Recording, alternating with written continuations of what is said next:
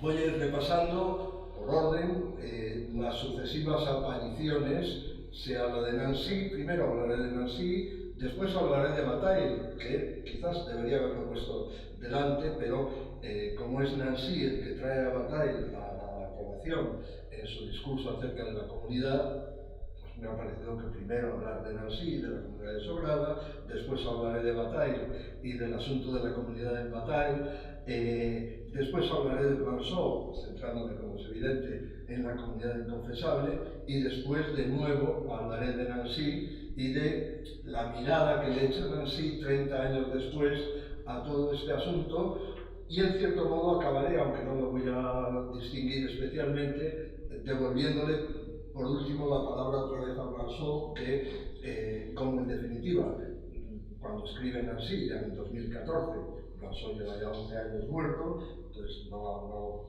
podemos, bueno, es muy probable, o muy seguro, que Blanchot no hubiera contestado nunca ni al libro del 2014, ni al que hubiera escrito Nancy en 1984, justo un año después, por ejemplo, de la salida de la comunidad inconfesable. Pero bueno, yo me voy a permitir un par de párrafos recordando de nuevo el asunto que para mi gusto es en gran medida central de la comunidad inconfesable, recordando a Bataille, recordando a Nancy, recordando por último lo inconfesable de Blanchot. Vayamos resumiendo, que es como he titulado mi texto. Primero empezamos hablando de Nancy y centrando un poquito la cuestión. Si, como anuncia Nancy, nuestro tiempo ha sido el de la contemplación de la ruina, Blanchot lo llama desastre de la comunidad, del comunismo percibido como hundimiento del horizonte insuperable de precisamente nuestro tiempo, estoy recordando el primer párrafo de la comunidad inconfesable, que finalmente señalaba con mucha agudeza la situación de la que somos testigos en este mismo momento, o seríamos testigos. Ya, vuelvo a decir, estamos hablando de hace más de 30 años, de lo que Nancy llamaba la conflagración de la comunidad.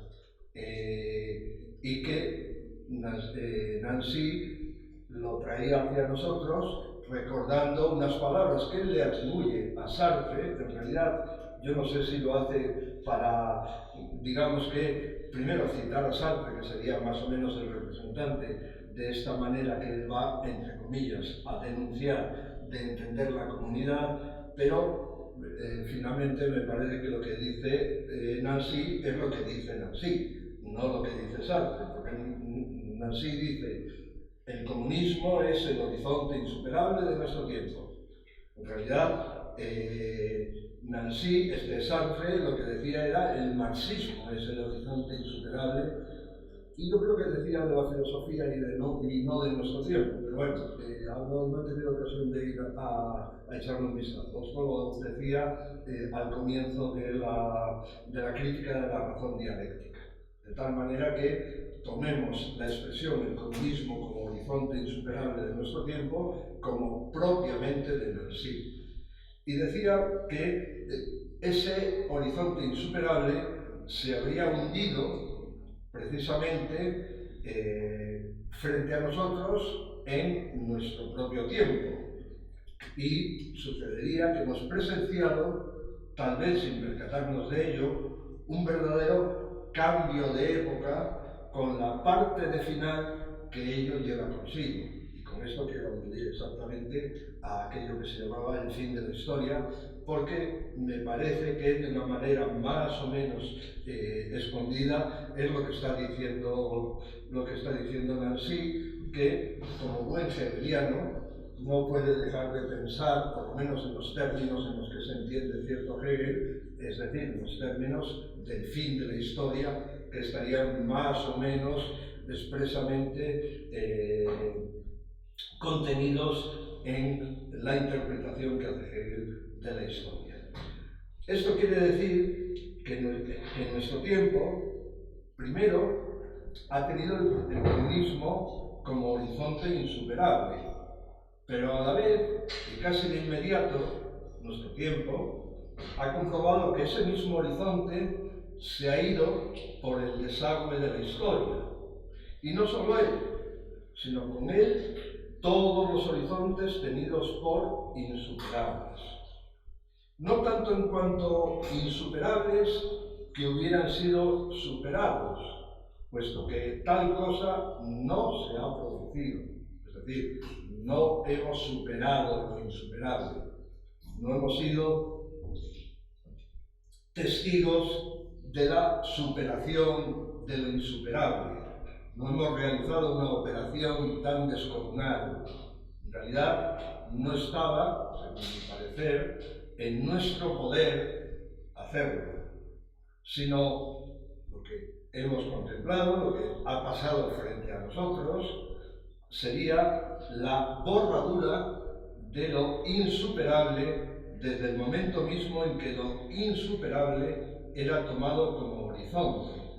Y por consiguiente, ya no nos guiamos o no nos posicionamos por horizontes. Los horizontes, todos los horizontes, se han difuminado ante nosotros, que ya no pensamos así. Pensamos justamente, o no pensamos justamente, con lo insuperable como horizonte, o con el horizonte como lo insuperable. Eso es en cierto modo lo que se ha volatilizado frente a nosotros. Tanto todos los horizontes como la perspectiva de lo insuperable como horizonte. Haber experimentado que no solo nos falta el pensamiento de la comunidad, sino que en el momento en que buscamos su entendimiento nos encontramos con paradojas invencibles y con imposibilidades reales, insertas en nuestro propio lenguaje, incapaz de dominar las contradicciones que desde el principio le han impedido a nuestro lenguaje establecer una continuidad entre lo común, el ser común de lo que se integra en una comunidad, y la comunidad misma, que se presenta diferenciada. Esto de algo sabe Hugo de todo esto, que Hugo Zacarías, que es una pena que no pueda haber venido, y yo por el correo electrónico, que hemos estado intentando cavar entre la diferencia que marca Blanchot entre lo común y la comunidad o el comunismo. Lo voy a leer para daros también la pista de... En realidad son las primeras palabras de la comunidad inconfesable, que en un exergo, la comunidad inconfesable tiene dos capítulos que van precedidos por dos exergos, y ya adelanto que exergo, como seguramente prácticamente todos sabéis, significa fuera de la obra, y por tanto está ya, al introducirse un exergo en lo que podríamos llamar la obra titulada La Comunidad Inconfesable, el libro, tomémoslo como una obra titulada La Comunidad Inconfesable, pues en exergo dice, y por tanto con las primeras líneas que van precedidas de una cita de Bataille, que os voy a leer también, la comunidad de los que no tienen comunidad, cita, aprovecho para decirlo, es una cosa también muy curiosa, no sé muy bien por qué Nancy es un poco cabezota, me lo parece, para mantener ciertas cuestiones que ha ido citando en libros anteriores y que estoy seguro que le han llamado la atención, o por lo menos con el afán de ayudarle, le han dicho, oye, mira, esto no es que no sea así, sino que frente a esta expresión, la comunidad negativa, que es como se titula el primer capítulo, la primera parte de la comunidad inconfesable, es una expresión de Bataille. Bataille habría escrito la comunidad negativa, punto. La comunidad de los que no tienen comunidad. Entonces, en dos ocasiones, Nancy se refiere a esa cita. En la primera dice que no sabe si es de Blanchot o de Bataille, aunque debajo de la cita Blanchot pone GB, Georges Bataille. Y después, en la comunidad descalificada, Nancy vuelve otra vez a la misma cita y dice que se me perdone, no sé dónde Bataille habrá dicho esto de la comunidad negativa, la comunidad de los que no tienen comunidad. Y no es tan difícil llegar a la cita, o sea, es decir, que está además en el libro esencial de las obras completas de Bataille, que es el tomo 5, el que contiene la experiencia interior.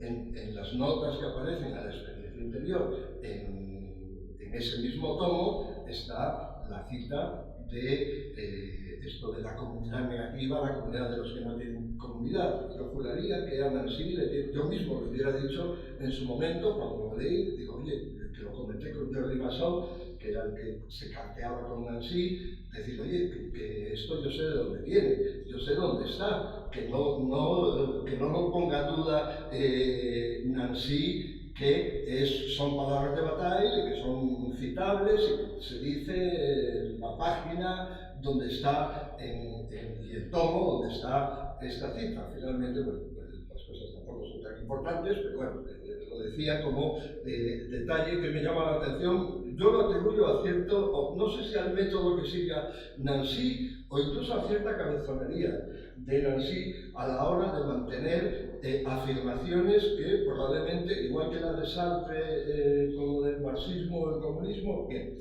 Entonces, quería decir, para que se señalase, una de las cuestiones que más me preocupan, en cierto modo, que es justamente en el momento en que comienza la comunidad inconfesable. Leo rápidamente lo que viene al principio. Dice: a partir de un importante texto de Nancy, quisiera recuperar una reflexión nunca interrumpida, pero que se expresa únicamente de tarde en tarde. Y entonces señala tres cuestiones que son las que va a tratar en su libro, que son las, digamos, reflexiones que él dice que han mantenido ininterrumpidamente a lo largo de los años, aunque no insistentemente, sino de cuando. 1. Sobre la exigencia comunista. 2. Sobre las relaciones de esta exigencia con la posibilidad o la imposibilidad de una comunidad en un tiempo que parece haber perdido hasta su comprensión. Y pone entre paréntesis Nancy, pero no está Blanchot, pero no está la comunidad fuera del entendimiento.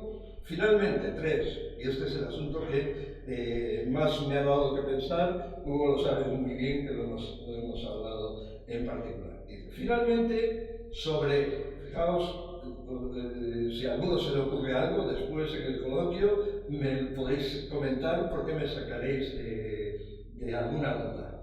Sobre el defecto del lenguaje que tales palabras, comunismo, comunidad, parecen incluir, si presentimos que llevan consigo estas palabras algo distinto de lo que puede ser común a los que pretenderían pertenecer a un conjunto, a un grupo, a un consejo, a un colectivo, aunque fuere prohibiéndose formar parte de ellos, cualquiera que sea su forma.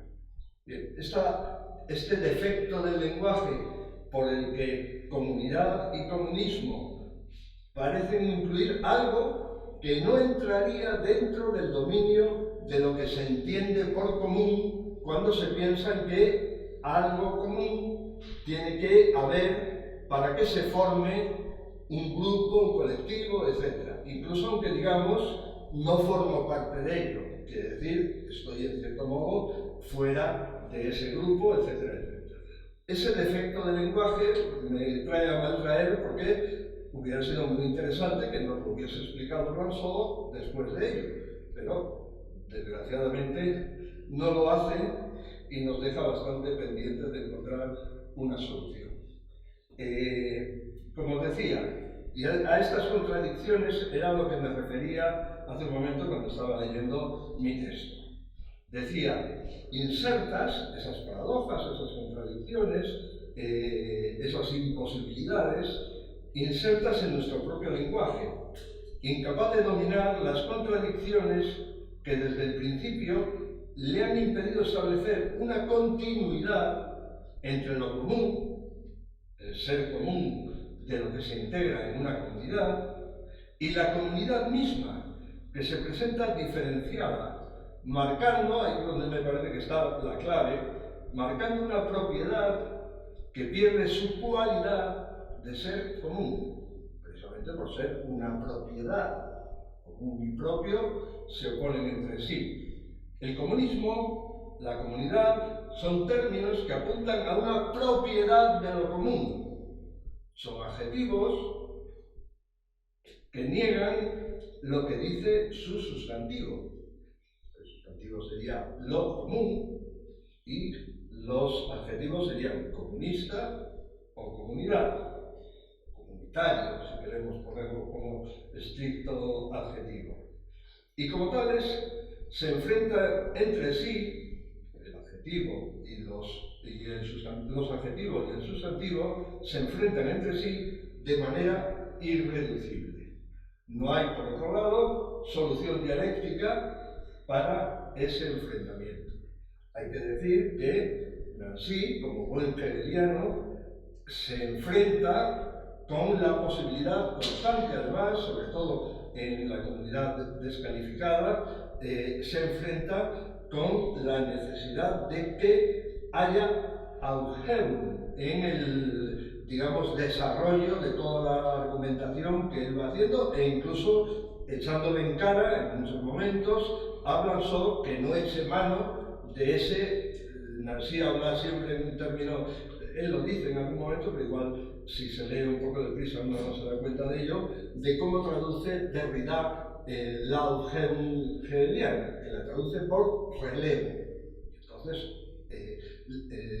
la palabra relevo, la alusión a un relevo dialéctico de los sucesivos enfrentamientos, es bastante constante en Nancy, y a su vez Nancy está muy a menudo reprochándole, entre comillas, a Blanchot que no sea capaz de encontrar tal relevo o de, en último término, solucionar las contradicciones en las que se mueve, que como todos sabemos es uno de los métodos característicos de Blanchot a la hora, no tanto de argumentar, pero sí de expresar su pensamiento, un pensamiento especialmente paradójico, que muchas veces se resuelve en un oxímoron insoluble. Bueno, sabemos, y esto es el mérito indiscutible de la comunidad desobrada de Nancy, que este horizonte insuperable de nuestro tiempo era sobre todo una forma en la que el hombre se consideraba a sí mismo y su propia esencia,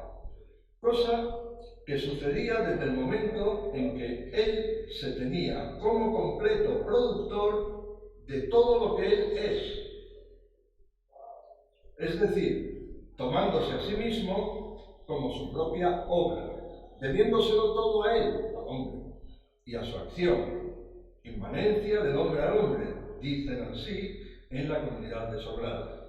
Por eso, el cuestionamiento, tanto del hombre como de la obra, deriva en un cuestionamiento implacable de las aspiraciones comunistas y de la misma comunidad, si es que ésta viene a ser el modo en que finalmente el hombre supera su primitiva incompletud. Vencida esa incompletud, digamos que característica o casi podría decir esencial, vencida a través de su propia actividad productiva o productora de sí mismo y de lo que lo convierte en hombre. Sabemos, es decir, de su esencia. Sabemos también que el cuestionamiento radical de lo que sostenía esa manera de pensar al hombre y su correspondiente comunidad procede de la caída de categorías ahora insostenibles. Y el primero que no la sostiene es Nancy, como la de unidad, ya no me extiendo aquí, que yo creo que he hablado bastante de todo ello, como la de unidad, la de sustancia, la de identidad y la de sujeto, obradas, puestas en obra, por decirlo en el galicismo que utilizaría cualquier francés, en la producción de algo que se denomina común y que ha de participar de esa misma comunidad que los hace existir como una comunidad. La alternativa que propone Nancy y que surge a este respecto, que le da forma a la llamada comunidad desobrada, viene de haber advertido que en la obra siempre hay una cesación, un suspenso, una especie de contramovimiento por el que se interrumpe el obrar. Queda confiscada en la obra, por esa interrupción, por ese contramovimiento, la acción, y se introduce dentro de la obra una imposibilidad radical por la que la obra, desde dentro de sí, se inacaba radicalmente. Esto es, y así es como lo explica Blanchot, digo Blanchot porque es el que teoriza en primer lugar toda esta manera de entender la obra, poseída en cierto modo por la desobra o el desobramiento. Esto es, según Blanchot, según Nancy, que reconoce claramente que la palabra viene de Blanchot y que Blanchot en cierto modo sería el maestro de la desobra. Esto es el desobramiento, la desobra.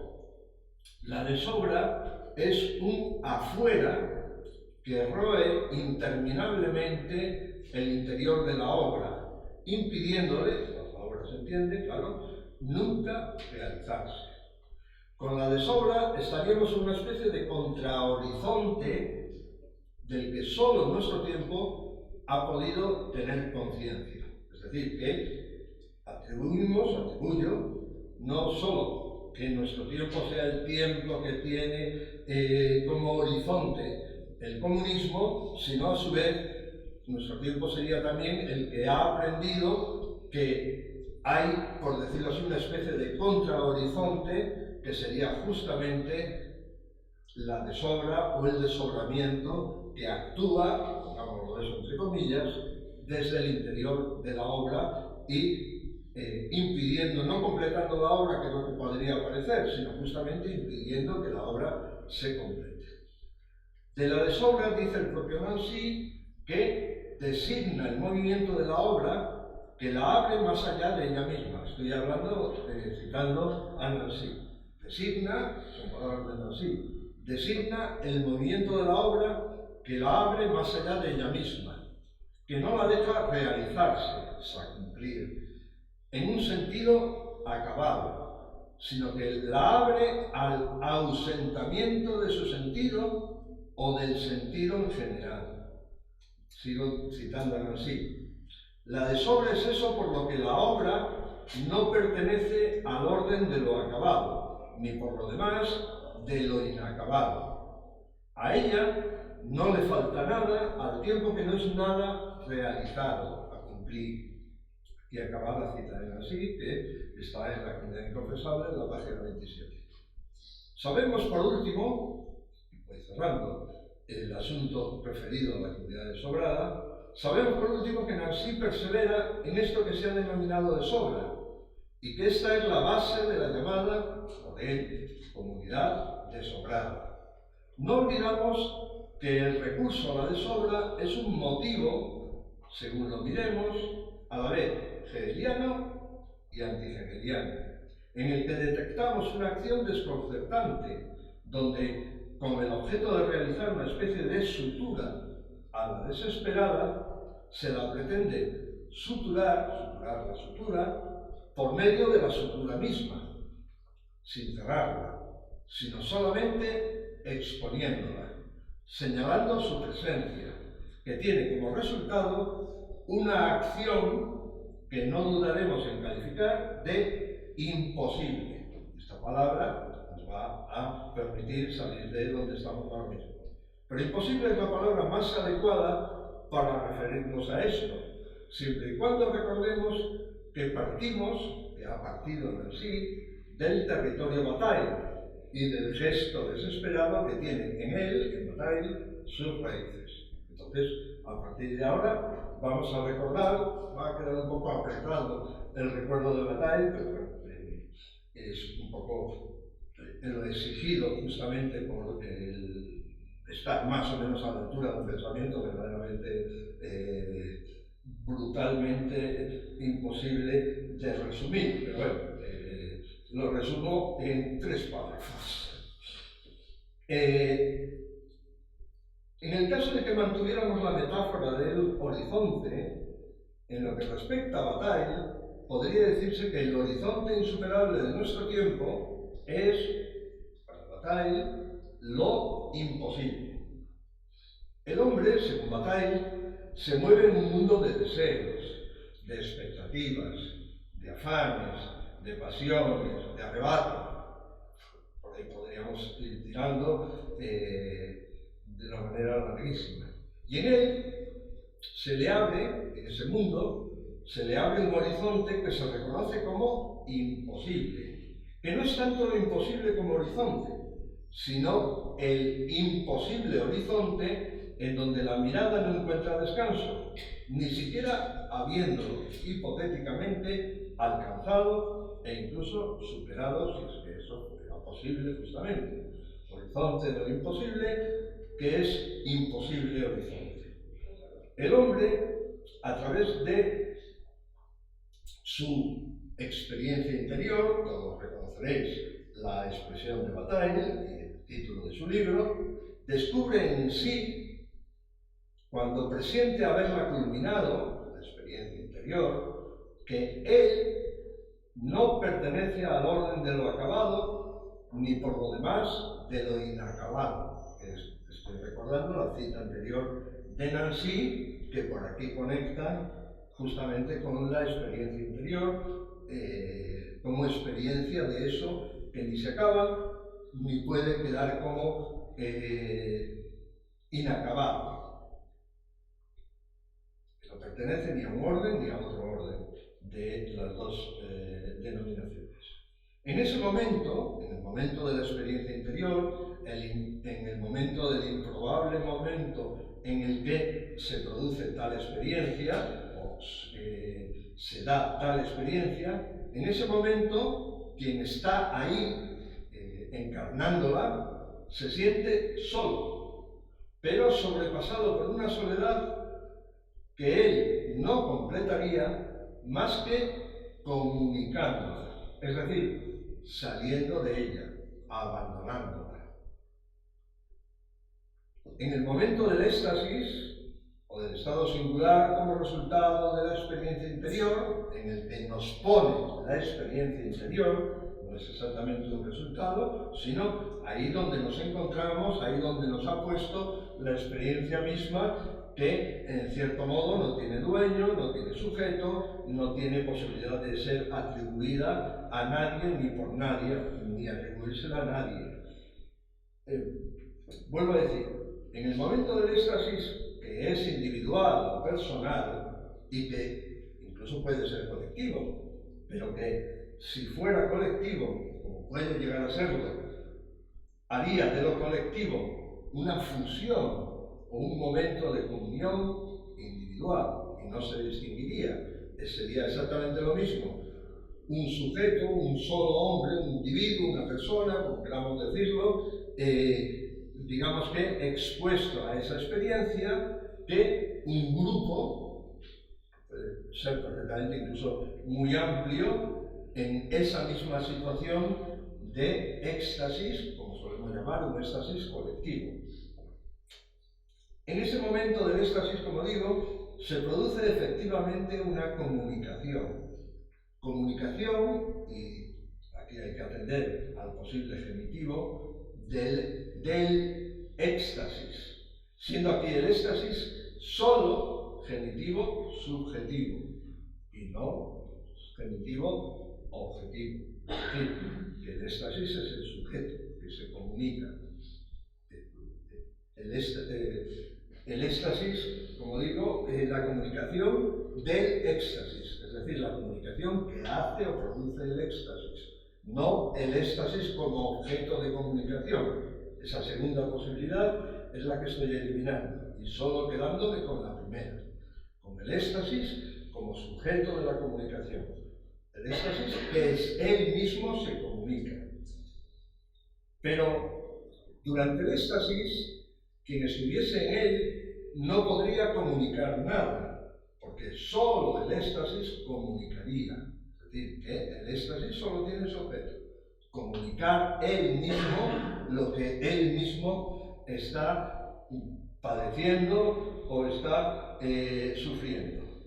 Dado que al sujeto al que se le atribuye el éxtasis, no, porque el sujeto, no al sujeto, el sujeto al que se le atribuye el éxtasis no estaría en sí, en posesión de sí, sino por definición, que es lo que significa éxtasis, fuera de sí, y por lo tanto incapacitado de comunicar nada por sí mismo. Así que, bueno, sí.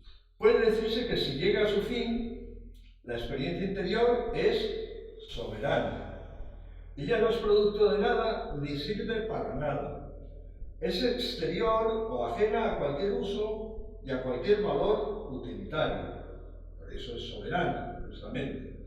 Pero una vez que se lo hubiera experimentado, no puede conservarse en su estado original, y siendo esencialmente intransmisible, pide, no obstante, ser transmitida.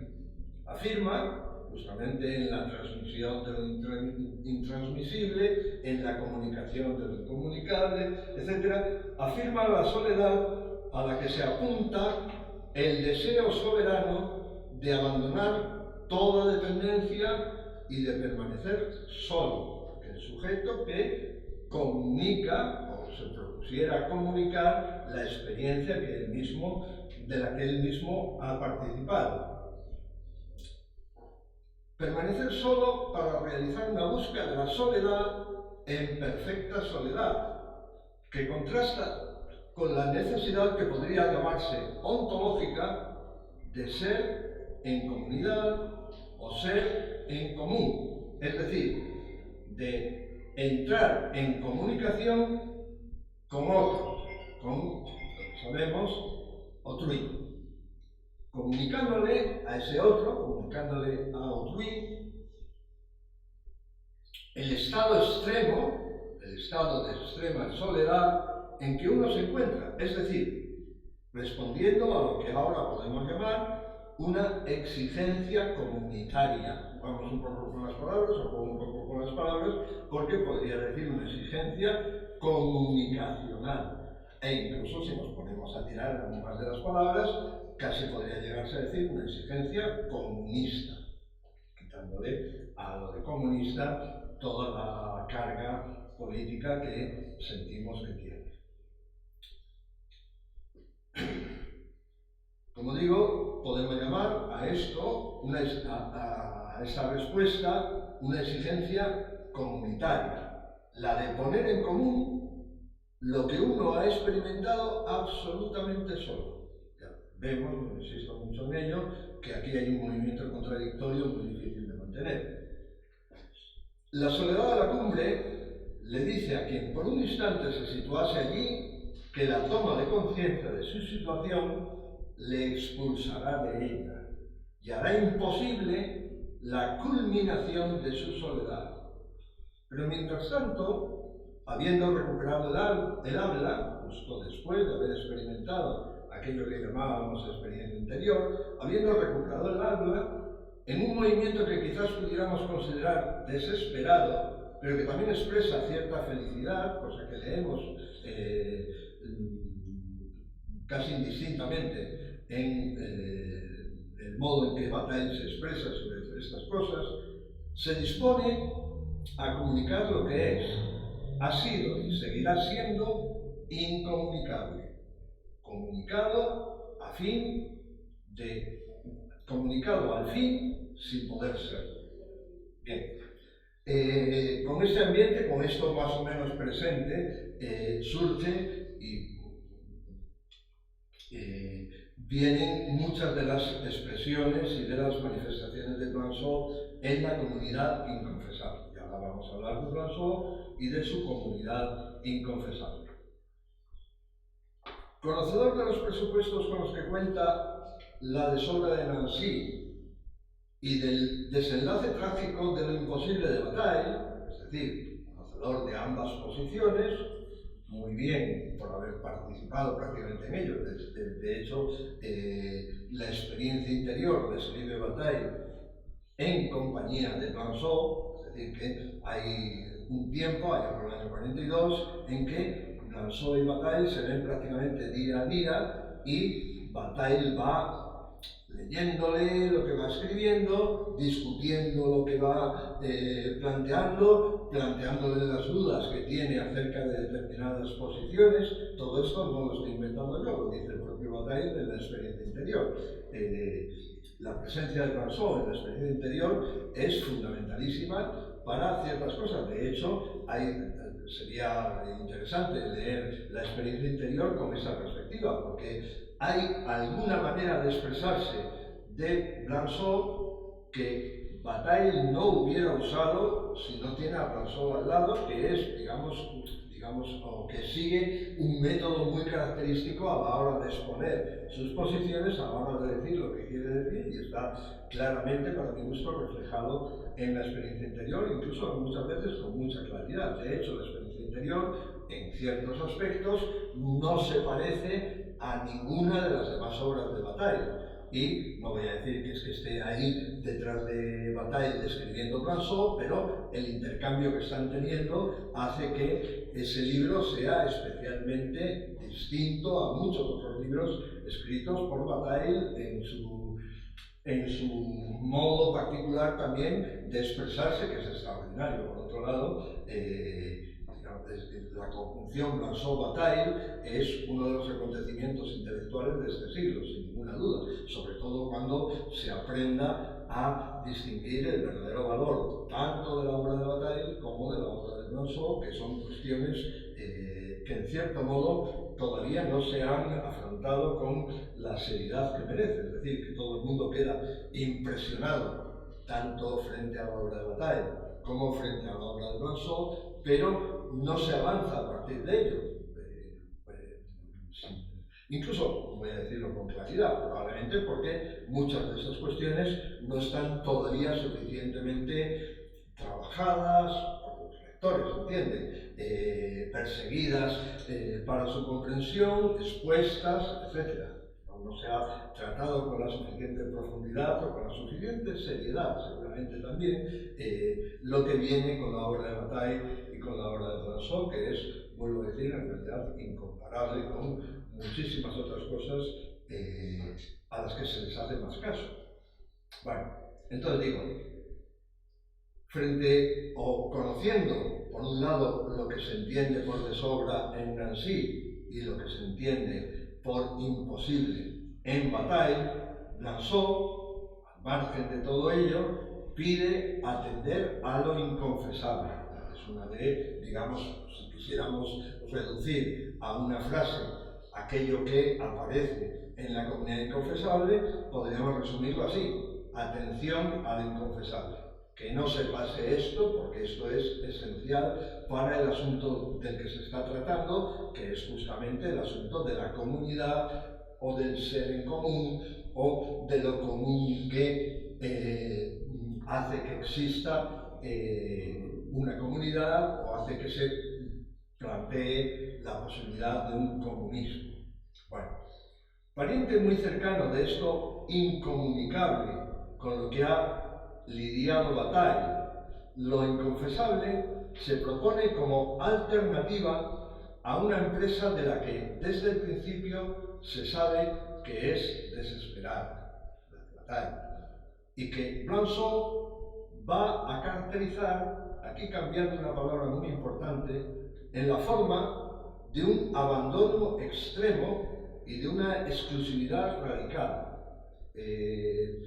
Leyendo con atención la comunidad inconfesable de Blanchot, vemos que Blanchot se niega, de hecho se niega, a utilizar una palabra básica de Bataille, que es la palabra sacrificio, y hace un esfuerzo enorme por llevar lo que implicaría esa palabra, la palabra sacrificio, a lo que él quiere entender por abandono. Ahora no es el momento tampoco de entrar en ello, pero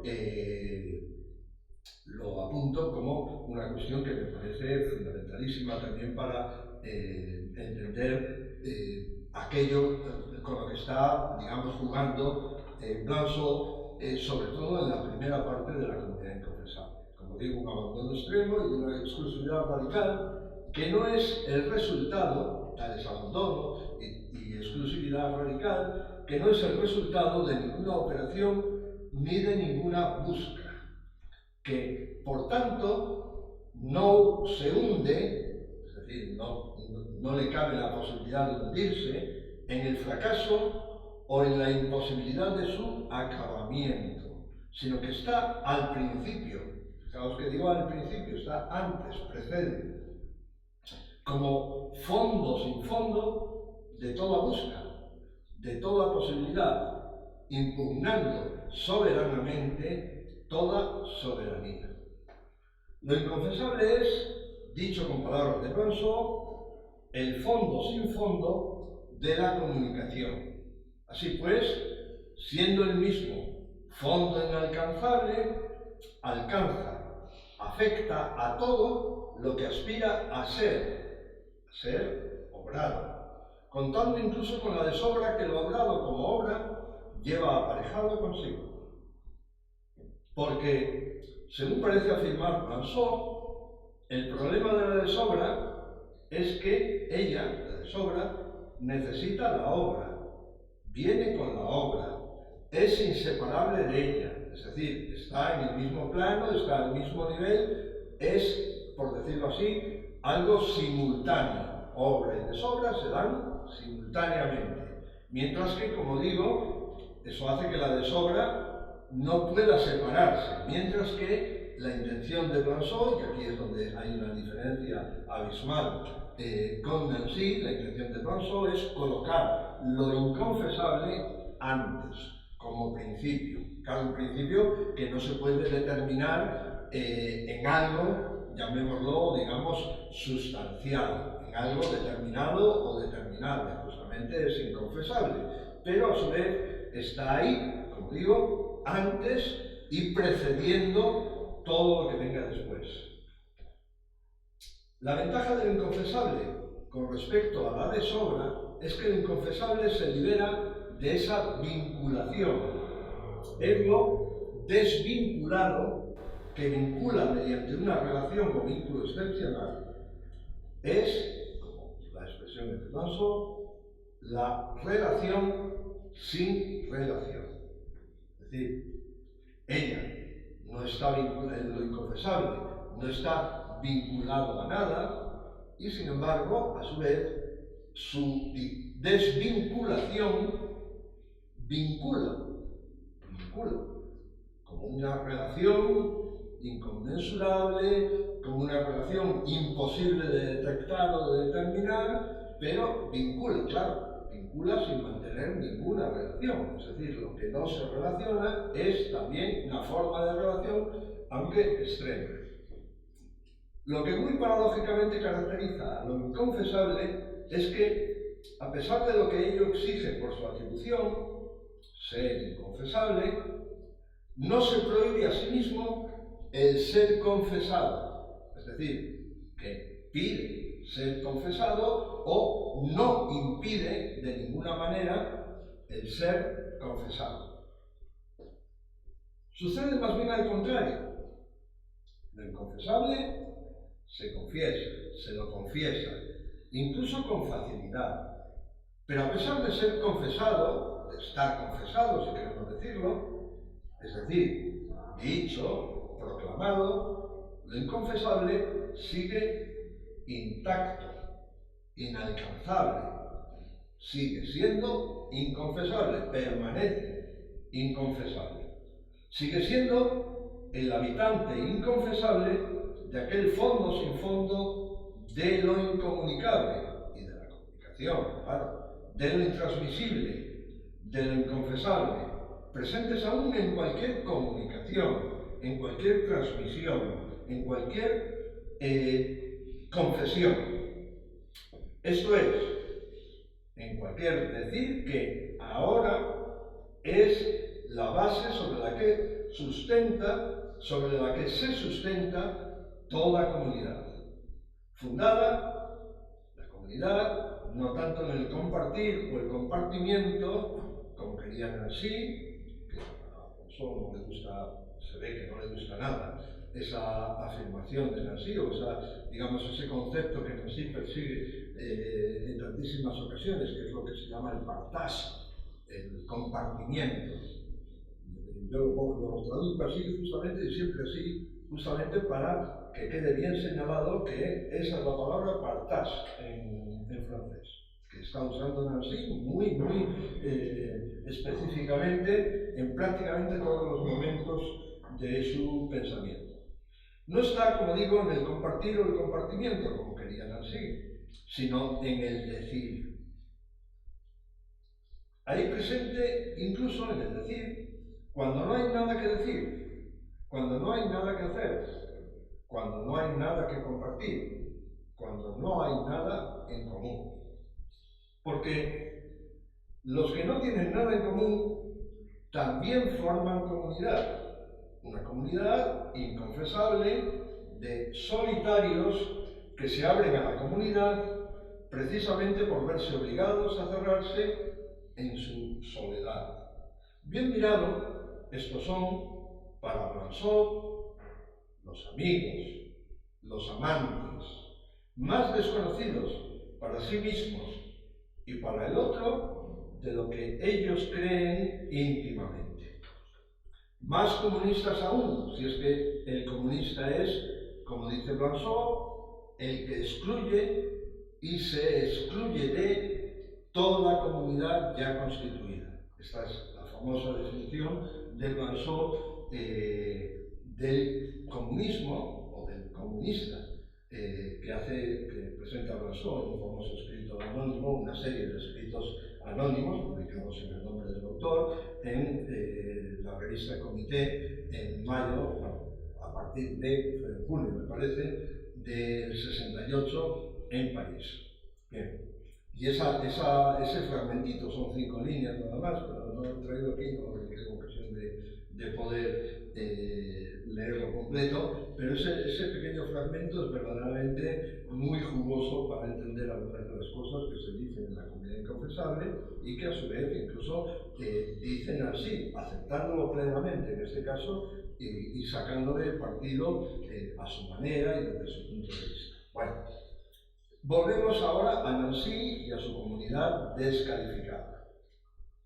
A lo largo del tiempo, y más allá de lo que fue su tiempo, en otro tiempo con respecto al que es ya nuestro tiempo, Nancy ha recobrado muchas veces la cuestión política de la comunidad. Tanto lo ha hecho que finalmente la cuestión de la comunidad se le ha diluido en la cuestión de la política y de lo político, abandonando incluso, o al menos no prolongándola, la cuestión misma del ser juntos y de la comunidad propiamente dicha.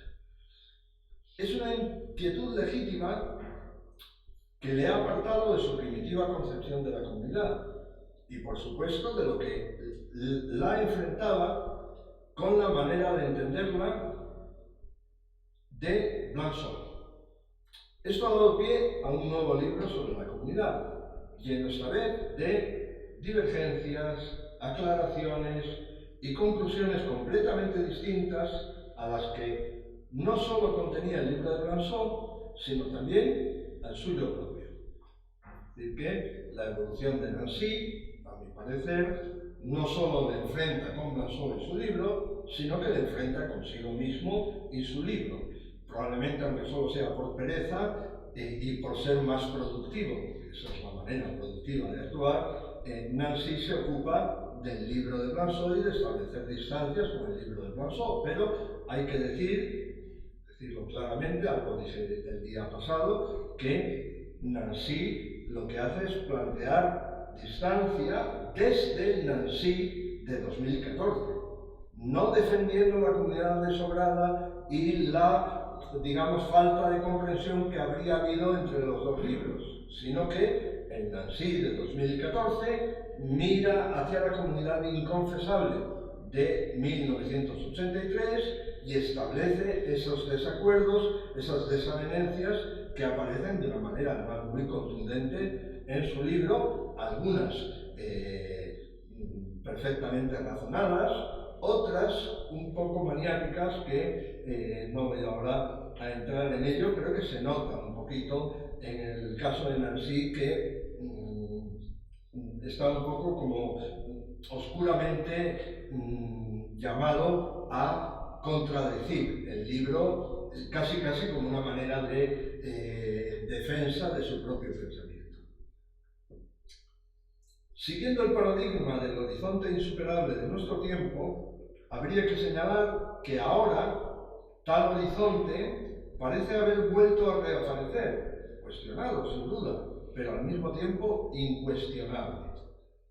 Ahora, para este Nancy, entiende, nuestro horizonte, que esta vez no se propone como insuperable, ya hemos aprendido, sino solo insuperado, nuestro horizonte sería exactamente la política, de la que Nancy dice que ya no se sabe lo que es, lo que puede o lo que debe ser. Es decir, una especie de arcano que nos dirige en la sombra, desde la sombra.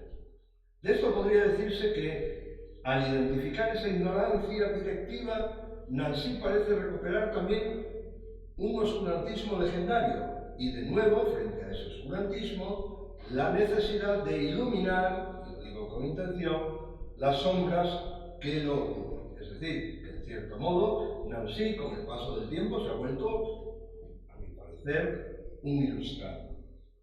Cito a Nancy, 2 líneas nada más. De hecho, esa es nuestra propia situación, que la política ya no sabe lo que es, lo que puede y debe ser. En consecuencia, tampoco sabe cuál es su lugar, o más gravemente, cuál es su naturaleza.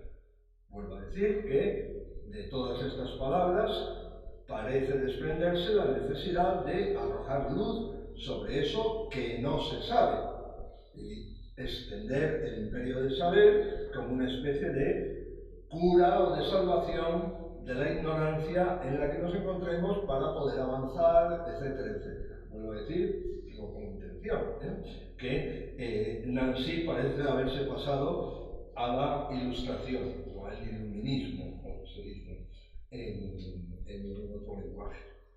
Hay que decir que, habiendo variado notablemente la intención de Nancy con respecto a la intencionalidad subyacente a cualquier acto político, aunque esto, dice en varias ocasiones Nancy, aunque esto no quiere decir, según repite Nancy, que todo sea político, sino que simplemente la política piensa en otra cosa distinta del todo que es para algunos. Para algunos la política no es todo, para Nancy la política es algo distinto de ese todo en el que piensan algunos. Pues sabiendo esto, habrá variado y mucho la consideración que Nancy puede tener hacia el libro de Blanchot. Su principal distanciamiento se encuentra en el hecho de que para Nancy el libro de Blanchot y el propio Blanchot con él es demasiado poco político. Esto es la cuestión, para Nancy. Digamos que comido con una especie de deseo de politizar o de atender a la política, no de politizar, de atender a la política de una manera preferente, Nancy naturalmente tiene que ver en la comunidad inconfesable cosas muy poco políticas o muy poco interpretables o leídas políticamente. O si lo es, el libro de Blanchot, la comunidad inconfesable, su compromiso político se encuentra en un punto al que Nancy no quiere llegar. En una especie de, esta es la palabra que utiliza Nancy, ultrapolítica, o política más allá de toda política, alejada, por supuesto, de la democracia tomada como principio regulador. Política, esta palabra también, esta expresión también lo utiliza Nancy, ultra, que además rechaza en la política tanto su cualidad de instituida como su carácter instituyente. Muy cercana, según la opinión de Nancy, a la manera de entender la política del Blanchot de los años 30. También Nancy lo dice con todas las letras. Nancy y Blanchot, bueno, hay que decir que durante 20 años más o menos, pero fundamentalmente a partir de 2005-2006, es decir, en la aparición de la crisis que se produjo en esos años, bien conocida por todos, como hemos vivido todos, la atención de Nancy se va desviando progresivamente y cada vez más intensamente a la cuestión, no solo política en términos generales, sino a la cuestión de la democracia, a la, digamos, profundización que hace Nancy de la democracia como el sistema político que necesita ser pensado. De hecho, lo que sucede es que Nancy, que ha tenido la palabra comunismo en la boca durante más o menos 20 años, más de 20 años, más de 30 años incluso, prácticamente la abandona después de publicar en 2001, ya lo recuerdo bien, en La Comparecencia. No, en el 91. La Comparecencia, porque lo publican así justo después de la caída del telón de acero, después del hundimiento de la Unión Soviética, publica un libro donde intenta pensar la cuestión del comunismo, no la de la comunidad, la cuestión del comunismo a partir de Marx, a partir de ese hundimiento que ya se ha producido, que ya estaba previsto por él mismo en los años 80, y que a su vez va a hacer que Nancy quiera recuperar, no sé si decir la esencia del comunismo, pero una parte de sus exigencias, tanto teóricas como prácticas, y lo hace en el libro llamado La Comparecencia. Bien, pero insisto que poco a poco la palabra comunismo va desapareciendo del lenguaje de Nancy y, de hecho, prácticamente se convierte todo ello en una especie de profundización de la democracia y de pensamiento de la democracia y de pensamiento político, por otro lado, que le dura ya hasta el final y que sobre todo se vuelve insistente en el momento de la crisis de los últimos partes de la primera década de 2000. Bueno,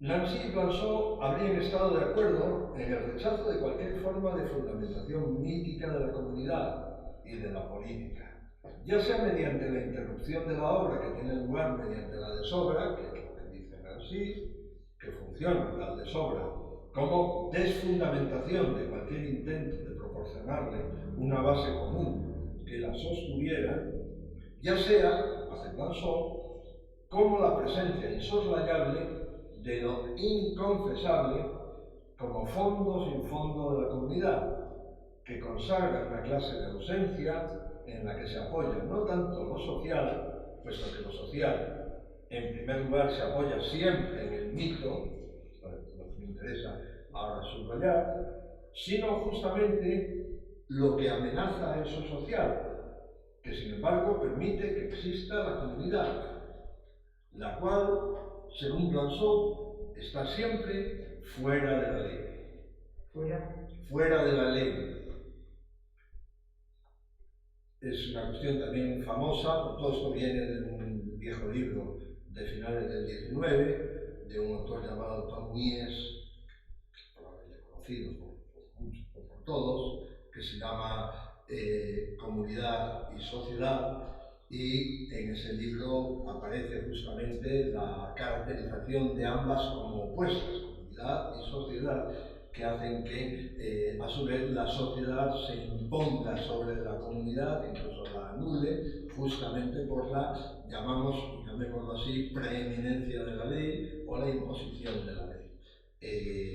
Siguiendo esa inspiración que ya es antigua, Blanchot plantea la comunidad como una forma de ruptura de la sociedad, como una especie de enfrentamiento que busca la ruina de la sociedad y por tanto, en cierto modo, de enfrentamiento con aquello que le da sentido a la sociedad, que es precisamente la ley.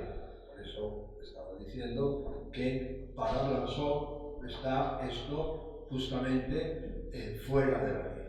Pero Nancy denuncia, y aquí es donde vemos la oposición, es decir, que ambos, en el año 83, habrían estado de acuerdo en el rechazo del mito como fundamento de la comunidad, como aquello que está en la base de cualquier manera de interpretar la comunidad que se considera, digamos que, causante de esa interpretación, por decirlo así, domesticada de la comunidad en favor de la sociedad. Ahora bien, en la comunidad descalificada, Nancy está volviendo a leer el texto de Blanchot y va a hacer una crítica muy poderosa. Nancy denuncia que la segunda parte de la comunidad inconfesable, al estar dedicada a un relato de Marguerite Duras, no deja de caer en el mismo problema de una fundamentación mítica o espiritual sobre la que se instauraría de nuevo una comunidad tan mítica como las anteriormente denostadas. Es decir, si está queriendo ver en el análisis y la interpretación, tomándolo como modelo que viene del relato de Marguerite Duras, la consecución de un nuevo mito que serviría como fundamentación de una nueva manera de entender la comunidad, que se llama a sí misma no mítica, pero que, sin darse cuenta, daría entrada a ese nuevo mito fundador que sería precisamente el relato de Marguerite Duras, que todo el mundo sabe que es la maladie de la muerte, la enfermedad de la muerte. El libro de Blanchot,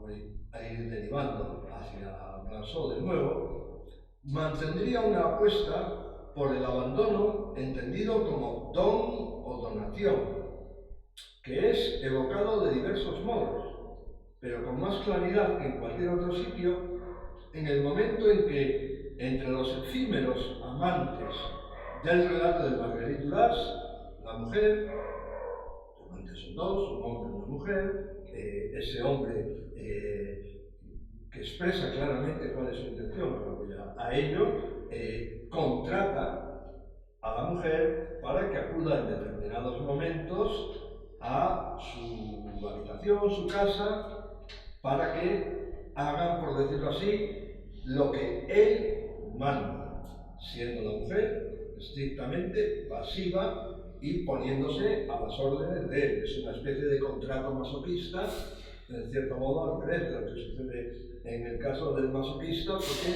en el caso de Masoch, el que inspira ese contrato es el dominado, el subyugado, por decirlo así, el masoquista, el que sufre, por decirlo así, la dominación del otro, mientras que aquí sería el dominador el que escoge a su dominado. Ahora, sucede en ese relato que la mujer, en un momento dado, parte, se va, abandonando al hombre que la contrató. La contrató precisamente con esa intención, para el intento infructuoso de conocer el amor y el placer, la felicidad y la compañía. Es decir, la lucha contra la soledad, que es para siempre un extraño, que a su vez desconoce de sí la verdad que viene de ella, y que ella finalmente le transmite, pero con unas palabras enormemente misteriosas, que se resumen en esta expresión: un muerto. ¿Qué cosa más extraña?, dice ella. La lectura del texto de Marguerite Duras también tiene lo suyo. Le dice ella, cerrando la existencia de su comunidad, que siendo imposible, sin embargo, habrá tenido lugar, entre otras cosas, porque es narrado, es contado, se dice, a pesar de la imposición de lo inconfesable que podría estar alimentando esa comunidad. Entre todos estos abandonos, que son muchos, he puesto solo este como ejemplo, que son muchas veces solo insinuados y otras veces simplemente supuestos, era perfectamente previsible que se diera el abandono más o menos explícito de la política, del que Nancy, como es evidente, no participa.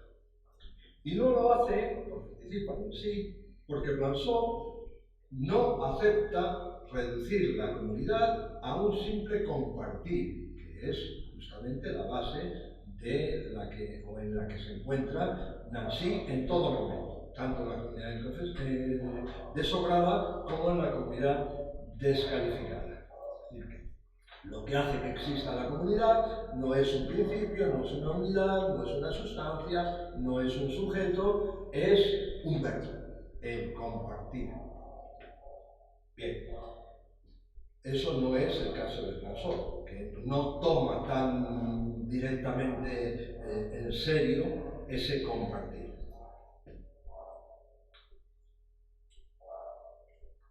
Como decía, Blanchot no acepta reducir la comunidad a un simple compartir, ya que en definitiva lo inconfesable parece reacio a cualquier compartimiento, siendo lo confesable anterior a él. Lo inconfesable que se diera a compartir precedería a ese mismo compartimiento. Eso es lo que hace difícil proponer lo inconfesable como un puro compartimiento. Porque, vuelvo a decir, lo inconfesable tiene como característica, según el planteamiento de Blanchot, ser ese fondo sin fondo, indeterminable, interminable en sí mismo, infinito, inadresable, etcétera, etcétera, que fuera previo a cualquier forma de compartimiento determinado de la forma que sea. Secreto, oculto, mezcla indiscernible de pudor e impudor, carente de cualquier clase de relación, y siendo por consiguiente relación sin relación, lo inconfesable se relaciona ilimitadamente con todo, al mismo tiempo que guarda para sí celosamente cualquier relación. Ello mismo, lo inconfesable, no formará parte del lote a compartir. Sin nada en común con nada, lo inconfesable en realidad pertenece a la pura ausencia de comunidad, aunque habría que recordar aquellas palabras de Bataille que en la comunidad inconfesable cita Blanchot, que dice: a nadie le está permitido no pertenecer a mi ausencia de comunidad. Lo inconfesable, ahora ya no estoy citando a Bataille, lo excluye todo, se excluye de todo y al mismo tiempo se da a todo y en todo. ¿De qué forma? En la forma de la ausencia que finalmente rechaza no excluir nada.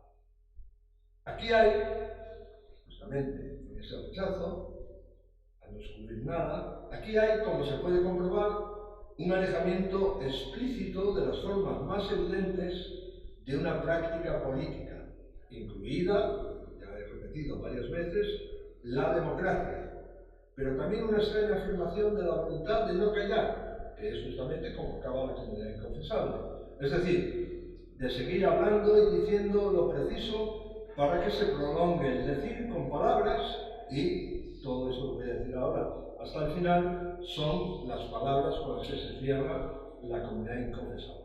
Palabras que no nos permiten desinteresarnos del tiempo presente, el cual, abriendo espacios desconocidos de libertades, nos hace responsables de nuevas relaciones entre lo que llamamos obra y lo que llamamos desobra.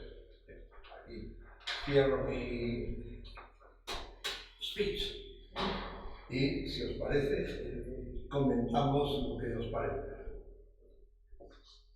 En los años 80, la comunidad explorada, esa actitud tiene mucho que ver con la muerte de Caetiniano, tanto es una finitud extrema, límite, ¿no? Una posibilidad imposible, ¿no? De ser apresado. En cambio, en este último texto, habla de la finitud como pasión de relación. Es decir, se ha producido un cambio, un giro, en el concepto de finitud, que justamente lo acerca más a una preocupación más político, comunitaria, social, es decir, más habitual. ¿Te parece a mí? Sí, no, que sí, ¿Te parece a mí? ¿No? Hay no puedo más que darte la razón. Además, de hecho, en la Comunidad de Sobrada, explícitamente Nancy dice que la posición de Heidegger en este asunto, además en concreto, es definitiva. O sea, que no hay, o sea, que no plantea ninguna distancia con ello, la acepta, la cita,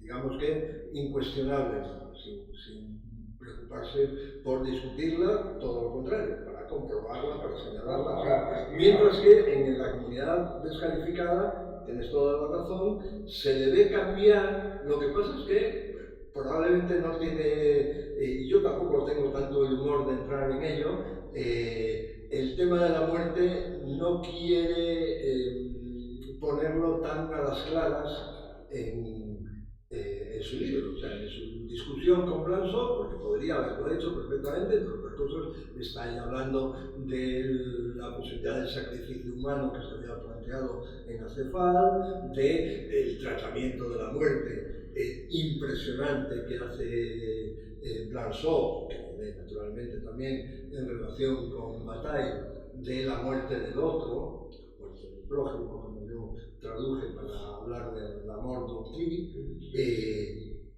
y eso en la comunidad descalificada, Nancy lo pasa muy rápidamente, y eso indica que bueno, algo tiene. O sea, cuando esas cosas se callan o se ocultan o no se tratan con la suficiente, digamos que profundidad, significa que no se quiere entrar en ello. El problema que yo quería plantear es preguntarte de que te has reído, porque ahí es qué fundamentación, qué presencia, qué experiencia de partida habría en esas dos visiones de Nancy y Blanchot, que son dos autores que no conozco apenas, o no conozco mal, como pues eso, fundamentadoras de la comunidad o desfundamentadores. Sí, bueno, planteas un problema verdaderamente que no sé si estoy a la altura de poder responderlo, pero sí que te diría una cuestión que yo no he desarrollado tanto, bueno, porque hay tantísimas cosas por desarrollar que no hay que ir eligiendo, y elijo también aquellas en las que mejor me muevo, pero sí que hay una cuestión fundamental para tratar todas estas cuestiones, y es lo que podría llamarse, y ya implica una contradicción en la propia expresión que se diga, la presencia de la fuera. El fuera de sí, es que buscar el fuera de sí o el fuera de mí, que es justamente el asunto de la experiencia interior, de cómo incluir ese afuera dentro de la experiencia, o la penetración del afuera, para que la experiencia, por decirlo así, tenga, digamos, sea viable, si nos planteamos así, o sea justo lo que se está buscando. Viable es una cuestión mucho más complicada. Entonces, la cosa es que si el afuera se hace presente, solo puede hacerse presente en la forma de una ausencia. Y ahí seguimos dándole vueltas a un molino bastante complicado, que es, en último término, claramente el de la muerte. Es decir, por eso es por lo que Blanchot, que es el que más directamente habla de esta cuestión, dice la única muerte, y ahí hay, como se sabe, una oposición clara a Heidegger. La única muerte con la que nosotros tenemos, de la que nosotros tenemos conocimiento y con la que nosotros podemos establecer una relación, es la muerte del otro, no la propia. En la muerte propia yo no estoy ahí para experimentarla. Por eso es por lo que Heidegger, con tanta razón, dice, es la posibilidad de lo imposible. O sea, no hay otra manera de vivir, por decirlo así, esa muerte o de calificarla como posibilidad de lo imposible. Ahora bien, la muerte del otro es una cosa bastante diferente, en cuanto a que, en primer lugar, podríamos decir, ahí está la realidad de la muerte, no la propia, como es evidente, pero sí que el otro hace, y en este sentido Blanchot dice cosas tremendas, ¿no? Hace, por decirlo así, donación de su muerte frente al otro. Por eso yo me cabreé tanto, alguno igual me ha escuchado hablar de esto cabreado, con el asunto de la pandemia, confinamientos y demás, porque sucedió algo verdaderamente terrible, que fue justamente quitarle a aquel que muere la posibilidad de morir para otro, esconderlo, alejarlo de todos, impedirle que hable con cualquiera, etcétera, etcétera, y morir en la más completa y absoluta soledad, como no se ha dado, por lo menos de una manera tan general, no se ha dado hace muchísimo. De hecho, incluso lo que caracterizaba a la Iglesia era ocuparse de aquellos que estaban completamente solos en el momento de morir y darles, por decirlo así, si queremos decirlo así, la posibilidad de que ellos concedieran su muerte, siendo evidentemente inconscientes de lo que hacen, ¿no? Pero que concedieran su muerte al otro que está con él. Es decir, de cierto modo, que alguien tenga conciencia de una muerte con nombre propio, que es otra de las historias que vienen así. Es algo terrible que no se ha tratado ni con la suficiente sinceridad ni con la suficiente claridad en el pasado recentísimo que hemos tenido y que no hemos querido mirar, pero ni de casualidad, a ello. Eso es la definición de gloria. La gloria es quedar en la memoria de los demás. Sí, pero extrema unción. Sí, exactamente. Es volver a acoger en la comunidad de la Iglesia algo que se está dentro. En sentido del sacramento, pero cuando ni siquiera puede aparecer el cura ahí a darle el sacramento al pobre moribundo, que sabe que además no va a aparecer ni el cura, ni el médico, ni la enfermera, ni de su hijo, de su esposa, o de su marido, o de su lo que sea, es una situación que no se ha pensado suficientemente todo el horror que contiene, y que a su vez, que merece una meditación larga, y el texto de la comunidad inconfesable da unas cuantas pistas para entender, pues no para entender, para hablar de ello, para entenderlo. Mientras que los dos libros anteriores, la comunidad desobrada, la comunidad inconfesable, se están refiriendo a la comunidad, digamos, que existe entre los hombres, que existe para formar grupos, etcétera, etcétera, la comunidad como problema, la comunidad como expectativa, etcétera. Está hablando directamente de la comunidad. Mientras que el último libro de Nancy se titula La comunidad descalificada, y en cierto modo está hablando de libros.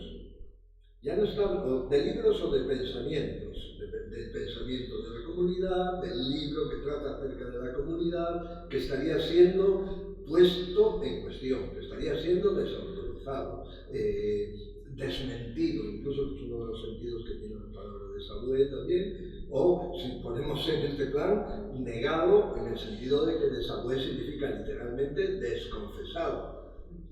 Sería la comunidad desconfesada. Entonces, a mí me parece que Nancy ya no está, vuelvo a decir que, y también Blanchot no llega a decirlo tan claramente, pero también su abandono de la política indica cierto abandono también del problema de la comunidad.